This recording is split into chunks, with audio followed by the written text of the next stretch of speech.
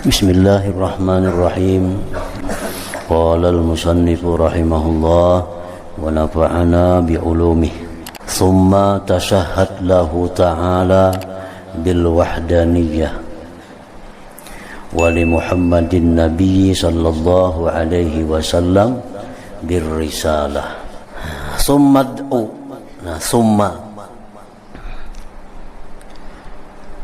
Summa da'u, kemudian engkau berdoa.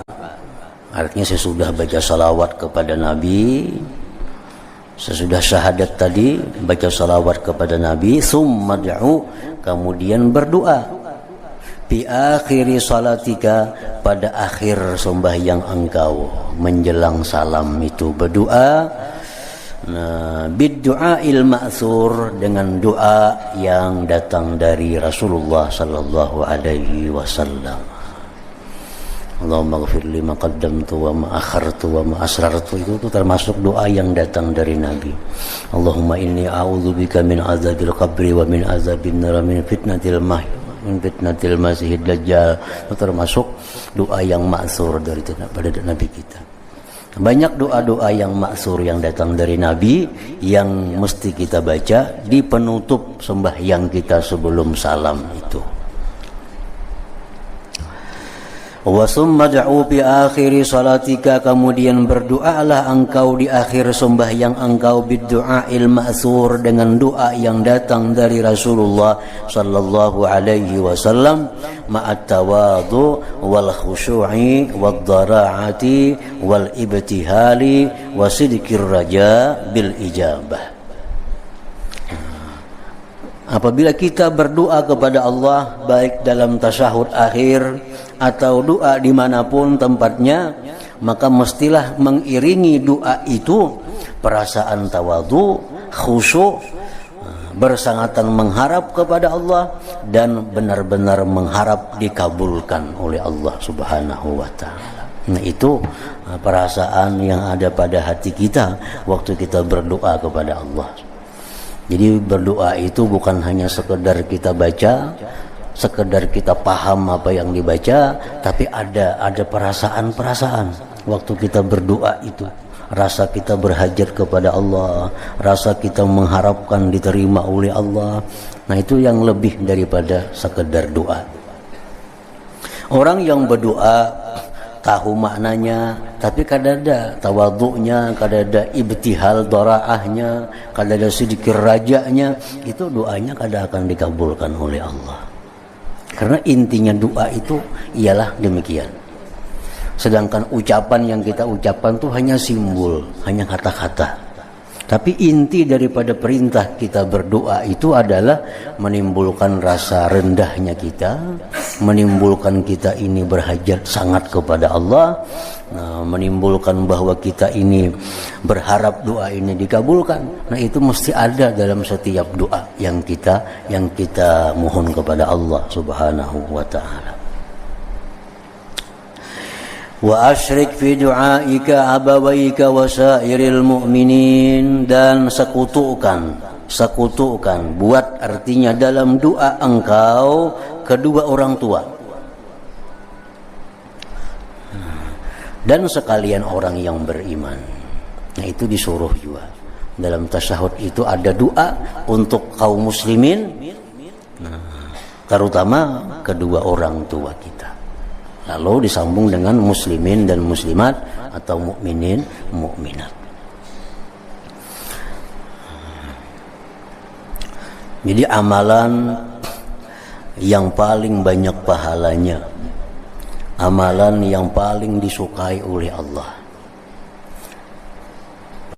mendoakan dengan maghfirah, ampunan, rahmat kepada kaum muslimin dan muslimat. Ada amalan itu yang diganjar Allah dengan 10 pahala. Ada amalan yang kita lakukan diganjar Allah dengan 1000 pahala. Ada amalan yang diganjar Allah bila kita amalkan 1.000.000 pahala. Ada amalan yang bila kita amalkan diganjar oleh Allah 2 juta pahala. Tapi ada juga amalan yang bila kita amalkan itu digandakan pahalanya oleh Allah dengan bermiliar-miliar pahala. Amalan apa yang demikian itu? Amalan mendoakan maghfirah, rahmat kepada muslimin dan muslimat. Jadi setiap kita berdoa jangan ditinggal. Walaupun sorangan dalam rumah, di mana Allahumma ghfirli walil muslimin wal muslimah. Berapa banyak pahala yang diberi Allah kepada kita sekedar banyaknya muslimin muslimat mulai zaman Adam sampai hari kiamat. Kalau dihitung lagi pahalanya, hanya Allah yang bisa menghitungnya. Setiap kita berdoa, ya Allah ampunilah kaum muslimin muslimat, berikan rahmat kepada mereka. Kita diberi pahala oleh Allah, setiap orang muslim dapat satu pahala. Kita doakannya seluruh kaum muslimin. Berapa jumlah kaum muslimin, berapa jumlah kita berbuat baik kepada mereka. Kita berbuat baik kepada seorang muslim dapat pahala. Berbuat baik kepada seorang muslim dapat pahala. Misalnya kita ada kawan kita doakan, ghafarallahu laka, Allah mengampuni engkau. Semoga Allah mengampuni engkau. Kita dapat pahala satu orang itu. Tapi kalau kita minta ampun kepada Allah untuk seluruh muslimin, berapa perbuatan baik yang kita lakukan kepada segenap muslimin muslimat itu. Jadi ini amaliyah yang sangat bagus diamalkan. Mendoakan kaum muslimin muslimat itu agar diampuni Allah, agar dirahmati oleh Allah. Jadi amalan itu satu gunanya kita akan dapat pahala sebanyak muslimin dan muslimat dari Adam sampai hari kiamat. Berapa kada kehitungan. Yang kedua, kita akan dicintai kaum muslimin dan muslimat. Allah akan melontarkan mahabbah itu kepada kaum muslimin agar sayang dengan kita. Walaupun mereka kada tahu kita mendoakan mereka. Orang ketujuan lawan kita. Kenapa? Allah melimparkan kecintaan ke hati mereka agar sayang dengan kita karena kita selalu mendoakan mereka. Tengah malam kita doakan Allahumma ghfirli, ampuni Allah hambamu ini, kedua orang tua, ampuni juga seluruh muslimin muslimat. Doakan tiap malam. Nah, otomatis Allah akan melontarkan kasih sayang kepada mereka, kepada kita. Tanpa ada amalan yang lain orang ketujuh lawan kita. Karena kita berbuat baik dengan mereka tanpa sepengetahuan mereka. Tapi Allah yang melontarkan kecintaan dalam hati mereka itu. Nah, yang ketiga, kita mengamalkan itu, kita di akhirat akan dapat syafaat mereka. Akan dapat syafaat. Karena muslimin muslimat ini nabi-nabi muslimin muslimat, orang wali-wali muslimin muslimat, ulama-ulama muslimin muslimat, para syahid muslimin muslimat. Tiap malam kita doakan. Nah, di akhirat andai kata kita kesusahan, itu mereka akan bisa membantu kita. Karena kita dalam dunia biasa mendoakan kepada mereka itu ampunan dan rahmat tadi. Nah, jadi amalan yang sangat bagus yang kita baca baik dalam sembahyang atau di luar sembahyang, mendoakan maghfirah, ampunan, mendoakan dapat rahmat bagi seluruh kaum muslimin muslimat mulai Adam sampai hari kiamat.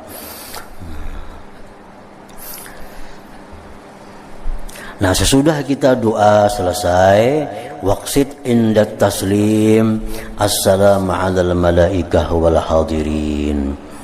Nah, niatkanlah ketika salam itu mengucapkan salam atas malaikat dan orang-orang yang hadir. Assalamualaikum warahmatullahi wabarakatuh. Kesejahteraan atas kalian dan rahmat Allah. Siapa kalian itu?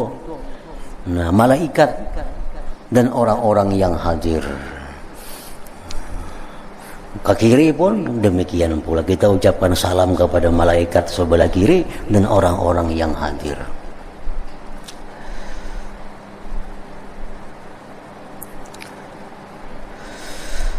Wanwi khatmas salah bihi, niatkan menutup sembahyang dengan salam. Wanwi khatmas shalah bihi, niatkanlah menutup sembahyang dengan salam. Wastash'ir, rasakanlah syukrallah, syukur kepada Allah subhanahu ala taufiqihi, atas taufik Allah liitmami hadhihi ta'ah, untuk menyempurnakan sembahyang ini. Nah, sudah kita tuntung. Assalamualaikum warahmatullah. Assalamualaikum warahmatullah. Kita niatkan bila selesai sembahyang kita, nah kita rasakan, kita syukur atas taufik Allah, kita bisa menuntungakan sembahyang sampai tuntung. Ma'ashir qalbakal wajala wal haya'a minat taksir fis shalah. Kemudian hadirkan lagi hati engkau akan malu daripada kekurangan dalam sembahyang itu. Jadi pertama kita berterima kasih kepada Allah, kita diberi kesempatan untuk bisa sembahyang sampai tuntung. Namun jangan lupa kita minta kepada Allah juga kemaafannya. Dalam sembahyang tadi banyak kekurangannya daripada yang semestinya. Wa khaf an la tuqbala salatuka, dan takutlah engkau bahwa tidak diterima sembahyang engkau. Wa antakuna mamkutan, bahwa engkau itu dimurkai, bidzambin zahir, dengan sebab dosa yang zahir, au batin, atau dosa yang batin, faturaddu salatuka fi wajhik, maka ditolak sembahyang engkau di wajah engkau. Takutan juga kita imbas sembahyang tuh. Kalau kita dalam sembahyang tuh ada kekurangan, satu. Yang kedua, kalau sebelum sembahyang tuh kita ada dosa, ada kesalahan yang belum minta ampun kepada Allah. Belum minta ampun kepada Allah, sembahyang, takutan kita kalau sebab dosa itulah kita ditolak oleh Allah.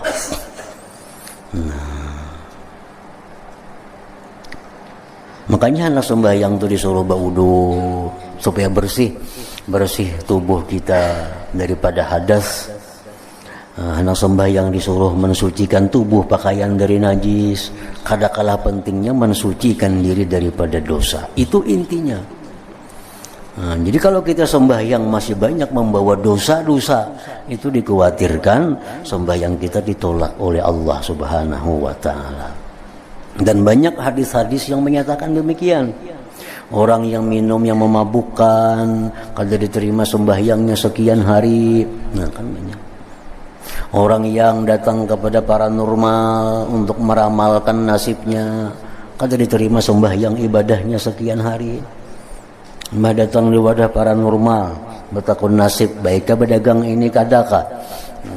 Di paranormal kada baik, kamu mesti pindah ke kampung anu.